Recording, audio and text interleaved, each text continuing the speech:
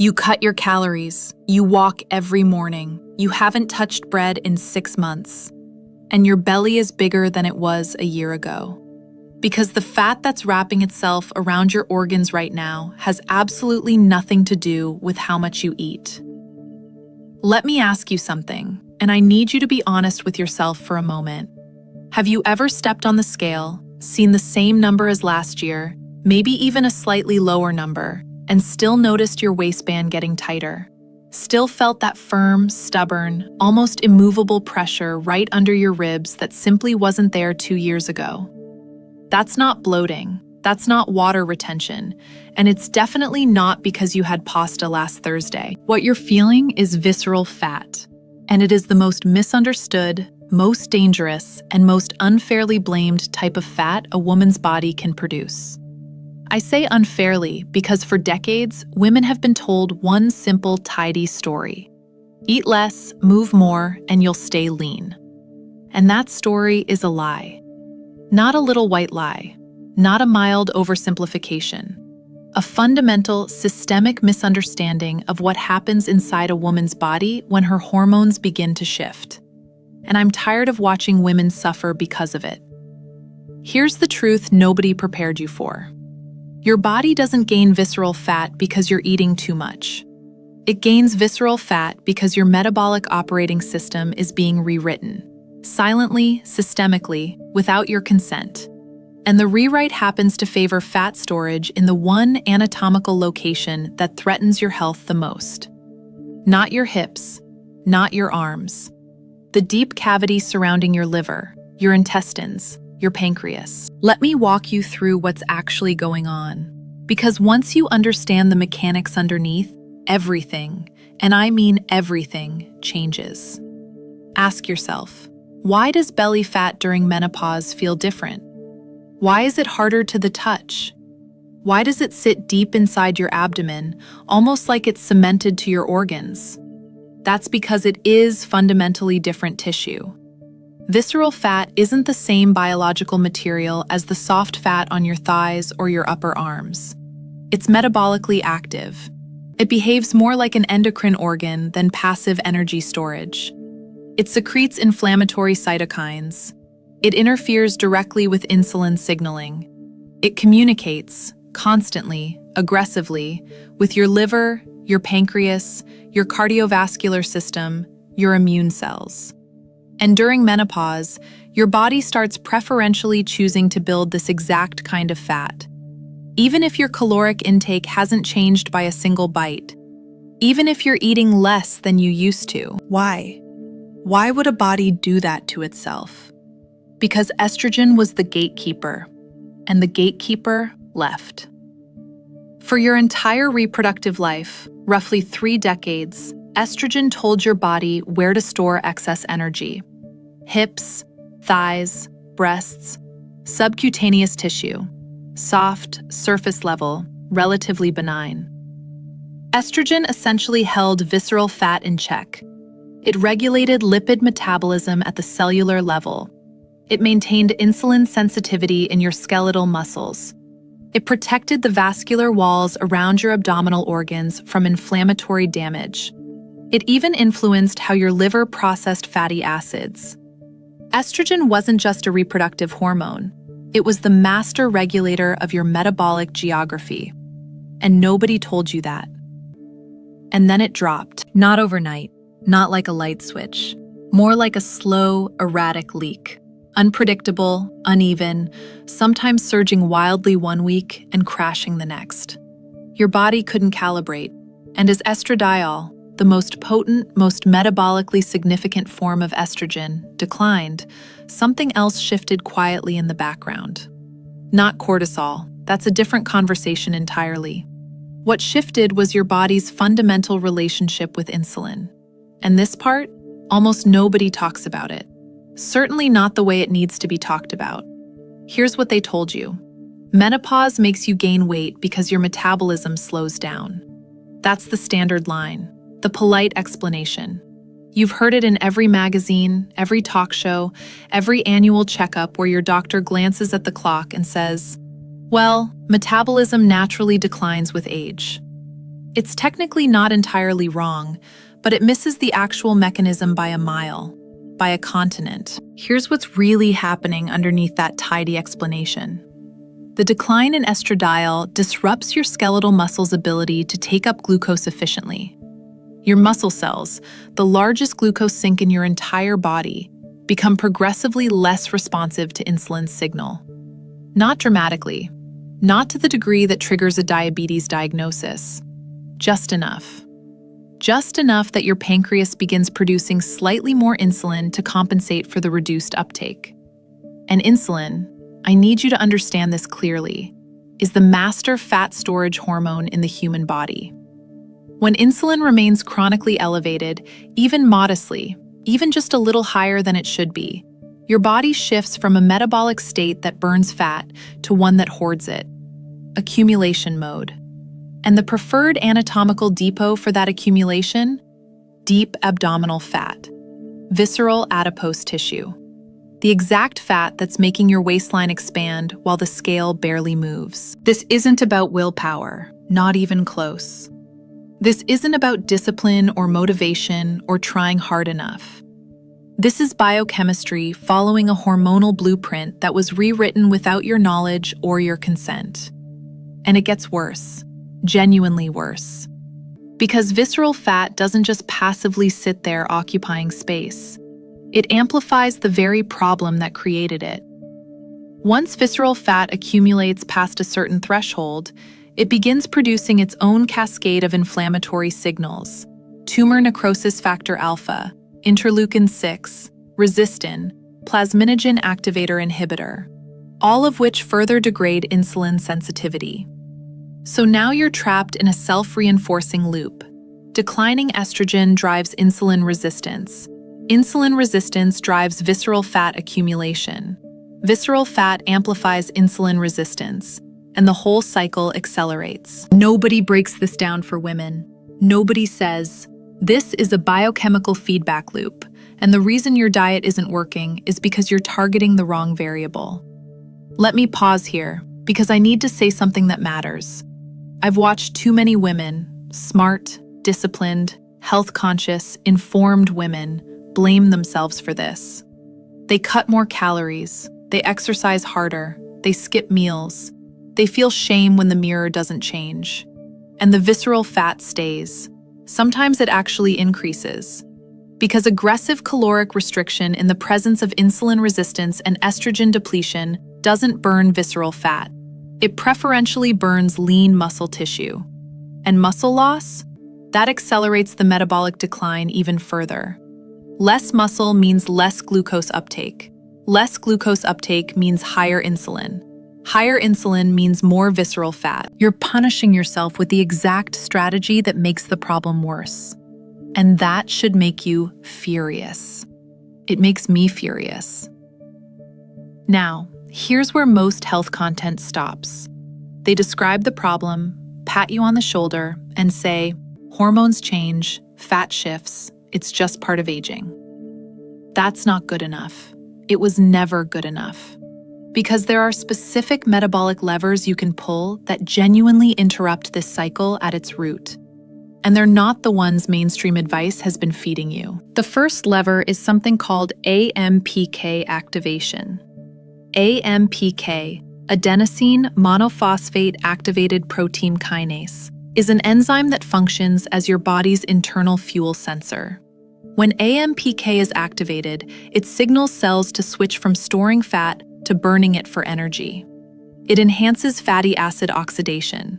It improves glucose uptake independently of insulin. Estrogen used to help activate AMPK naturally in your muscle and liver tissue. Without estrogen maintaining that activation, you need to trigger it through alternative pathways.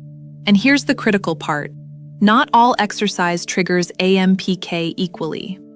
Long, moderate, steady-state cardio, the kind women are constantly told to do, produces relatively modest AMPK activation. What produces robust, significant AMPK activation is short bursts of high-intensity effort, resistance training, sprint intervals, Even 10-minute sessions of vigorous effort 3 or 4 times a week can substantially shift this pathway. But here's what makes me genuinely angry about mainstream menopause advice. They tell women over 50 to take it easy. Walk gently. Do light stretching. Do yoga. And listen, yoga is extraordinary for 100 legitimate reasons. Stress regulation, flexibility, nervous system balance. But it does not activate AMPK the way your visceral fat-accumulating body urgently needs right now. The advice that sounds most compassionate is metabolically counterproductive for the specific problem you're trying to solve. That contradiction should bother you. It bothers me deeply. The second lever is hepatic fat clearance, keeping your liver metabolically clean. Your liver is the central processing station for fat metabolism in your entire body. When visceral fat increases, it dumps free fatty acids directly into the portal vein, the vessel that flows straight into your liver. The liver gets overwhelmed, congested. Fat begins accumulating inside the hepatocytes themselves. Non-alcoholic fatty liver develops, often silently, without symptoms, without any test being ordered to detect it. And a fatty, congested liver makes insulin resistance dramatically, measurably worse. So one of the most overlooked strategies for reducing visceral fat is actually supporting hepatic function. Not through detox teas or commercial juice cleanses, but through specific nutritional compounds that enhance beta oxidation within liver cells. Choline is one of the most critical and most commonly deficient. Adequate protein, particularly leucine-rich protein, supports liver processing. Omega-3 fatty acids reduce hepatic inflammation. And reducing excessive fructose intake takes enormous pressure off the liver's fat processing machinery. Here's a finding that should have made headlines but barely registered. Researchers at the University of Sydney studied postmenopausal women who combined targeted resistance training with liver-supportive nutritional strategies. The reduction in visceral adipose tissue was significantly greater than in women who simply reduced caloric intake by the same energy deficit. Same calorie deficit, same weight on the scale, completely different body composition underneath the surface. The third lever, and this one surprises nearly everyone, is sleep architecture. Not just sleeping more hours, the internal structure of your sleep cycles. Deep, slow-wave sleep, specifically stages 3 and 4, is when your body releases its highest concentrations of growth hormone. Growth hormone directly opposes visceral fat accumulation. It promotes lipolysis, the breakdown of stored fat, particularly in the abdominal depot. During menopause, slow-wave sleep declines, sometimes precipitously. Hot flashes fragment it. Night sweats demolish it. Anxiety and racing thoughts keep you locked in light, superficial sleep stages. And without adequate deep sleep, growth hormone secretion drops. Early morning cortisol rises unchecked, and your body wakes up metabolically primed to store abdominal fat for the rest of the day. So the woman who says, "I'm doing everything right and I still can't lose this belly," she's almost certainly telling the truth. She is doing everything she's been told to do. The problem is that what she's been told is catastrophically incomplete. And that's not her failure. That's the system's failure. And this is precisely why I spent considerable time developing something that addresses these specific mechanisms. Not surface-level recommendations, not generic diet platitudes, but the actual metabolic pathways that drive visceral fat accumulation during this exact phase of life. If what I'm describing is resonating with your experience, I left everything in the first link in the description and in the pinned comment. I genuinely encourage you to take a look. Let me tell you about Colleen. 53 years old, owns a small plant nursery outside Portland, mother of 2 grown sons, recently separated after 21 years of marriage. She came to me after gaining 14 pounds in 18 months, every single ounce concentrated in her midsection. Her diet hadn't changed, her physical activity hadn't decreased. Her doctor examined her for approximately 8 minutes, told her it was just menopause, and suggested she limit herself to 1,200 calories a day. She tried it. 4 months of rigid restriction. She lost 7 pounds on the scale, and her waist measurement didn't budge, not 1 centimeter. Her fasting glucose actually went up. She was exhausted, irritable, struggling with brain fog she'd never experienced before. And she was starting to believe, truly believe, that something inside her was permanently, irreversibly broken. It wasn't. When we examined her metabolic markers, fasting insulin, HOMA-IR index, high-sensitivity CRP, liver enzymes, inflammatory cytokine panel, the picture was unmistakable.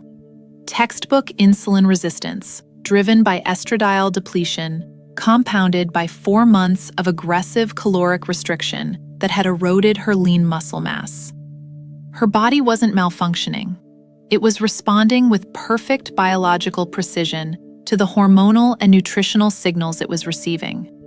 Wrong signals, correct response. Within 3 months of fundamentally changing her approach, strategic resistance training 3 times a week targeting large muscle groups, AMPK activating interval sessions, liver-supportive nutritional adjustments, and a sleep architecture protocol specifically designed for deep, slow-wave recovery, Colleen lost 4.5 inches off her waist. Her fasting insulin dropped by nearly 50%. Her inflammatory markers normalized. Her energy returned in ways she described as feeling like I got 5 years back. She didn't get a new body. She interrupted the cycle. That's all she did. She stopped fighting her biology and started working with the actual mechanisms driving the problem. And if you're sitting here right now thinking, this all makes sense, but where do I actually start? I want you to know that I've watched hundreds of women reverse this exact pattern. Not with extreme deprivation, not with expensive medical procedures, not with shame-driven willpower, with informed, strategic, evidence-based interventions that target the root metabolic machinery. I mentioned earlier that I put something together for exactly this situation, something that walks through these specific metabolic strategies in the order that matters most. It's in the pinned comment and in the first link right below this video. Look at it when you're ready. No urgency, no pressure, just a resource from someone who has walked this road with enough women to know that the answer isn't trying harder. The answer is trying differently. Here's what I want you to carry with you after today. Visceral fat during menopause is not a character flaw. It's not laziness. It's not the natural, inevitable price of getting older. It is a predictable, explainable, and, this is the part that matters most, interruptible metabolic response to a specific hormonal transition. The science is clear, the mechanisms are documented, the solutions exist, and none of them require you to starve yourself or punish your body into submission. Your body has been doing its absolute best with the signals it's been receiving. That's not the failure. The failure was the signals. Change them, correctly, precisely, strategically, and the response changes too. If this conversation helped you see your situation even a little differently, subscribe to this channel. There is so much more I need to share with you about what's really happening inside your body during this transition. Every week, we go deeper into the mechanisms that mainstream advice ignores. Hit that subscribe button. Leave me a comment telling me what you've been experiencing, and I'll see you in the next video. Your body isn't the enemy. It never was, and it never will be.